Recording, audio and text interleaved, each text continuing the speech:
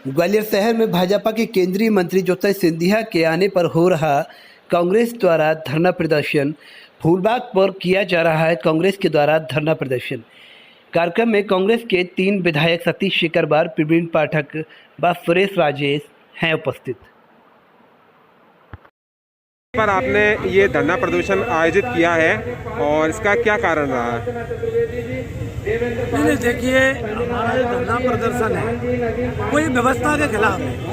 जो भारतीय जनता पार्टी दोहरा मापदंड अपना रही है इसके खिलाफ है। जब हम आम जनता के दुख दर्द की आवाज़ उठाने के लिए, किसान की आवाज़ उठाने के लिए परमिशन मांगते हैं कि हमको आप 100 लोग इकट्ठा करने की परमिशन दे दो, 100 लोगों का धरना देने की परमिशन दे दो, हमको परमिशन नहीं दी जाती। वहीं क्या होता है, जब इनके मंत्री आते हैं तो इनके लिए परमिशन दे दी जाती है। एक तो हमारा इस बात का विरोध है। देखिए, दोहरे मापदंड नहीं चलेंगे। अगर आप उनको परमिशन दोगे और हमको नहीं दोगे तो हम जनता की परमिशन के माध्यम से अपने कार्यक्रम चलाएंगे। और हमारा ये आज का जो धरना आंदोलन है तो ये जनता के साथ, कांग्रेस के साथ साथ जनता इसमें शामिल है।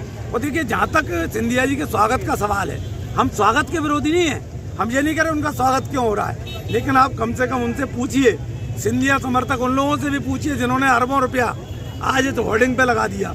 कम से कम डबरा भितरवार में हमारे यहाँ बाढ़ आई, उन बाढ़ पीड़ितों को इन्होंने 100 रुपये की मदद नहीं की। वो करोड़ों अरबों रुपए इनके समर्थकों पे और इनके नेताओं पर कहाँ से आ गए स्वागत के लिए? हम इसका विरोध नहीं कर रहे, हम इस बात का विरोध कर रहे हैं कि सिंधिया जी ने चुनी हुई सरकार इसलिए गिराई।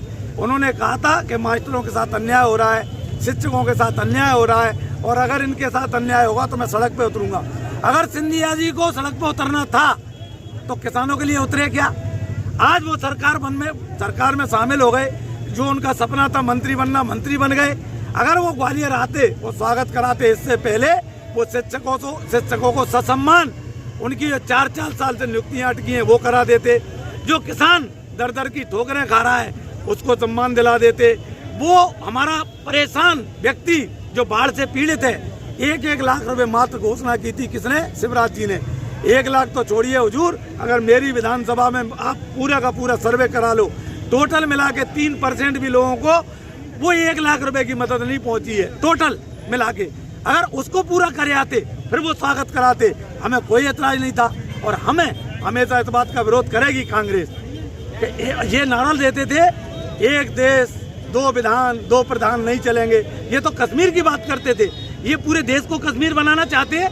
वही धारा हमारे पे इस्तेमाल करना चाहते हैं, किसानों पे इस्तेमाल करना चाहते हैं। और किसान जब आंदोलन किया तो हमारे डबरा में एक अकेले गुलाब सिंह रावत का लाइसेंस रद्द किया किसान आंदोलन में। ये इनका दोहरा मापदंड है। और यहाँ पे करोड़ों रुपया खर्च करके, अरबों रुपया खर्च करके श्योपुर, सबलगढ़, इंदौर, उज्जैन और रावत जी ने जो बयान दिया था उसका जवाब आप लोगों ने पेपर में पढ़ा होगा।